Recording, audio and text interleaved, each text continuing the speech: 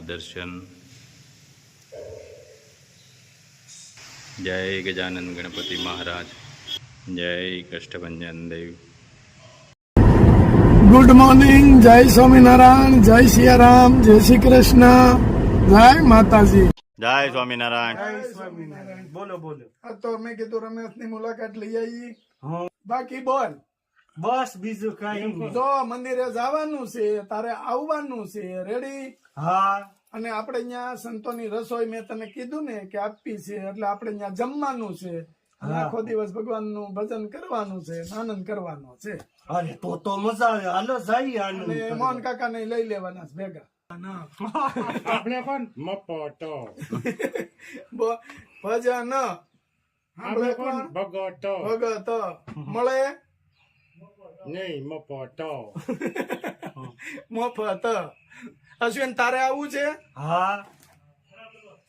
ફરાળ નહીં, ત્યાં રસોઈ હોય એટલે જમવાનું આપણે હોય.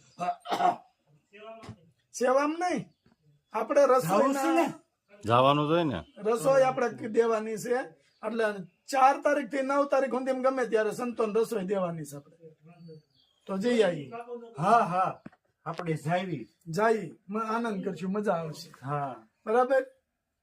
બાકી બોલ. બસ શાંતિ છે. મજામાં. હવ એકદમ મજા.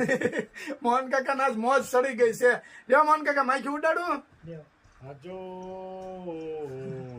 બાકી કે પેલા આપણે શર્ટ પાસ કર્યો તો મરૂન પટ્ટી નું. બરાબર.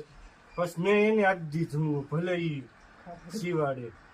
બાકી જો કલર અશ્વિનભાઈ કાપડ લઈ આવ્યા હતા. અશ્વિનભાઈ આ કાપડ ને આવી રીતે કરી નાખ્યું. શર્ટ સીવવાનું. કટિંગ કર્યું છે. પણ અશ્વિનભાઈ કારીગર 1 નંબર કે વેતરી કટિંગ કરીને એના કપડા એની જાતે સીવે. બોલો. મોહન કાકા જાત મજા મોજમાં આવી ગયા છે. અશ્વિનભાઈ કપડા તારે હાથે જ સીવી ને? જો જઈ બધું કામ ફાવે એમ. હા એમ કે રમેશ. બસ કઈ નહીં શાંતિ. ટીહલા બાપાની લેતા ઉપર ટીહલા બાપાની ભોળા દાદાની ઘરે ઉભો રહી ખાવી છે. 8 દિન સોટાડી દે. ભોળા દાદા ટેટી ટીંગાડી. હું આંબે આ કેરી છે. એને રાજવારે સારું પડે મોહન કાકા.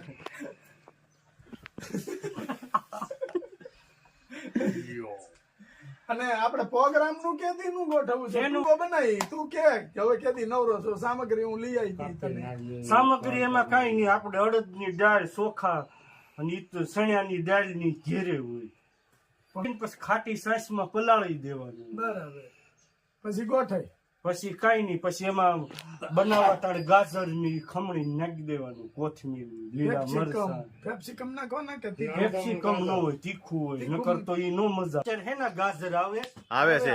તો થઈ જાય. આવે છે. હવ જય સ્વામી. જય સ્વામિનારાયણ. શું બનાવવાનું છે? મેથીના થેપલા. મેથીના થેપલા. ઈ આપણે આતે હા બા જતા મળવા. મળીને આવ્યા. આવી ગયા છે. હા એટલે કે મને લાગ્યો થાક. મેં કીધું કાંઈ વાંધો નહીં, હાલો હું બનાવી નાખ્યું. બરાબર. હા મેથી વીણાઈ રહી છે. મેથી વીણાઈ રહી છે. જો પણ મેથી એમ છે હો લીલી. હા લાગે ને બાકી એમ. મેથી વીણાઈ જાય પછી ચાલુ કરજો. હા પછી એમાં લોટ, પછી એમાં થોડીક ચટણી, થોડીક હળદર, મીઠું, ધાણા લીલા એવું બધું નાખીને થેપલા બનાવી નાખો. થેપલા બનાવી નાખી. નારાયણ. જય સ્વામિનારાયણ. હું બનાવવાનું છે? થેપલા. થેપલા બનાવવાના છે. સરસ. ઘઉંનો લોટ. હા. હવે એમાં હું નાખવાનું? હળદર. 1 ચમચી હળદર. એટલે સિંધુ નમક. હા.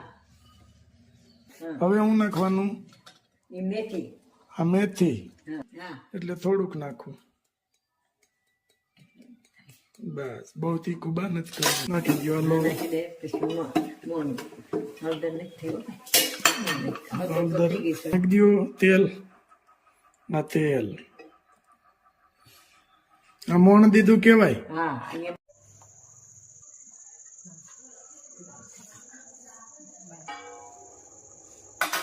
મસ્ત ગોળ બની ગયું છે, સુપર એકદમ. પછી આપણે ગોળી ગોતવા મળે ને તો થેપલા બોલે. મસ્ત થેપલા થઈ ગયા છે. હવે હમણાં જમવા બેસવાની તૈયારી છે. કેમ બન્યા છે થેપલા? સરસ બન્યા. જો થેપલા બની ગયા છે. થેપલા, ચા, કાચરી, મસ્ત મજા આવશે આજ. હા બરાબર ને? મારા દીકરાએ થેપલા બનાવ્યા.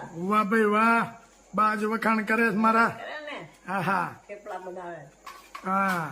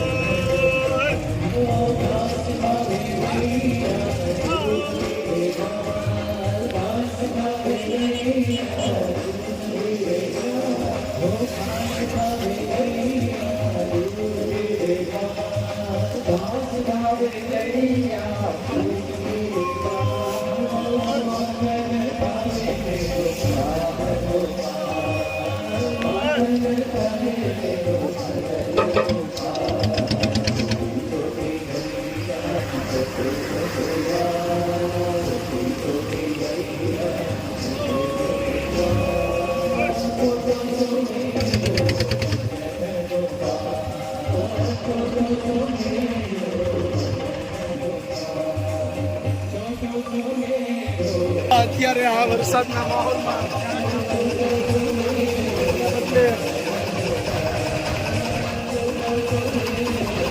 વરસાદની અંદર ગાયોને કાંઈ ખાવાનું ન મળે.